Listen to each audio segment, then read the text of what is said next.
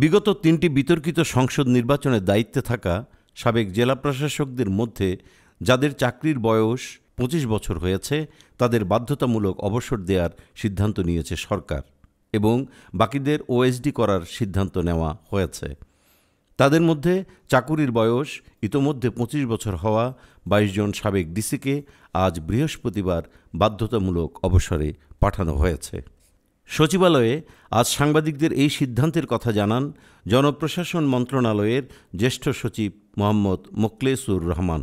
এর আগে গতকাল বুধবার বিভিন্ন মন্ত্রণালয়, বিভাগ ও দপ্তরে কর্মরত যুগ্ম সচিব ও সমপর্যায়ের পদে থাকা প্রশাসনের ৩৩ জন কর্মকর্তাকে জনপ্রশাসন মন্ত্রণালয়ে বিশেষ ভারপ্রাপ্ত কর্মকর্তা ওএসডি করেছে সরকার।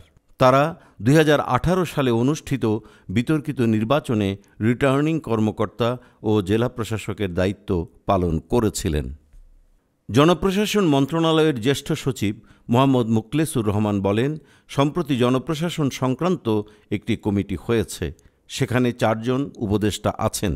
এই কমিটিতে মন্ত্রিপরিষদ সচিব আছেন, আর তিনি নিজে সচিবিক দায়িত্বে আছেন জনপ্রশাসন মন্ত্রণালয়ের জ্যেষ্ঠ সচিব হিসেবে।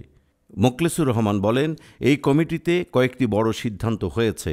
২০১৪, ২০১৮ ও ২০২৪ সালের বিতর্কিত নির্বাচনে যারা রিটার্নিং কর্মকর্তা ছিলেন তারা নেতিবাচক ভূমিকা রেখেছিলেন।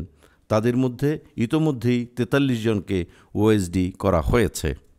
জনপ্রশাসন মন্ত্রণালয়ের জ্যেষ্ঠ সচিব বলেন, যাদের চাকরির বয়স ২৫ বছরের কম তারা ওএসডি হবেন, আর যাদের চাকরির বয়স ২৫ বছরের বেশি তারা বাধ্যতামূলক অবসরে যাবেন। আর যাদের বিরুদ্ধে দুর্নীতির অভিযোগ থাকবে তাদের বিষয়গুলো দুর্নীতি দমন কমিশনে পাঠানো হবে।